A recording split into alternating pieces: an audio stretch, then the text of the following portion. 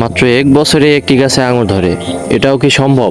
এক সময় ধারণা ছিল বাংলাদেশে আঙুর চাষ সম্ভব নয়, কিন্তু গত কয়েক বছর দেশের বিভিন্ন জেলায় সফলভাবে আঙুর চাষ করা হচ্ছে।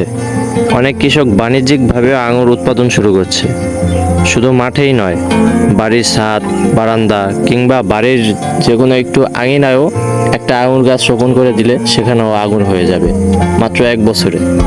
সো কিভাবে হবে আর কি কি পরিচর্যা করা লাগবে সব কিছুই দেখাবো আজকের এই পর্বে। সো চলুন। প্রথমে আমি একটি বড় বস্তায় মাটি নিয়েছি।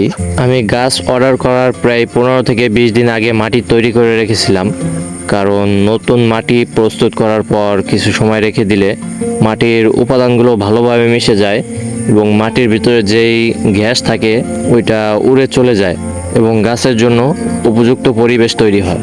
এখানে মাটি প্রস্তুতের ক্ষেত্রে আমি নিয়েছি সাধারণ দোআঁশ মাটি 3 ভাগ, পচা কম্পোস্ট 2 ভাগ, নদীর সাদা বালি 1 ভাগ।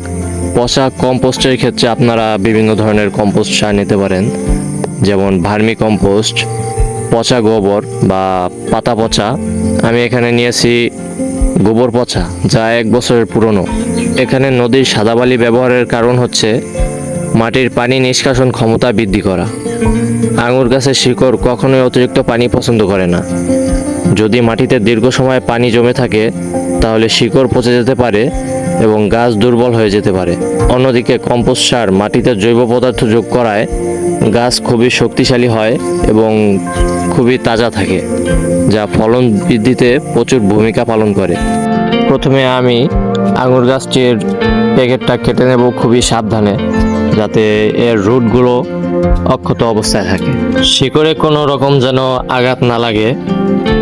তাই খুবই সাবধানে এই প্যাকেটটা কেটে তারপরে রোপণ করতে হবে, কারণ শুরুতেই যদি এই রুট ক্ষতিগ্রস্ত হয় তাহলে গাছ ঢলে পড়ে বা তেমন একটা গ্রো করে না। তাই খুবই সাবধানে প্যাকেটটি কেটে নিতে হবে। সো কাটার পরে দেখা যাচ্ছে গাছের শেকড়গুলো খুবই ভালো গ্রো আছে গাছটি, তাই রোপণ করে দিচ্ছি। এরপরে গাছটা রোপণ করে একেবারে মাটির সাধারণ লেভেল পর্যন্ত গর্ত করে তারপরে গাছটা রোপণ করে দেব। আবার বেশি গর্ত করলে গাছের শেকড় পচে যেতে পারে, তাই স্বাভাবিকভাবেই রোপণ করে গাছের গোড়াটা একেবারে সাধারণ মাটির সাথে মিশিয়ে দেব।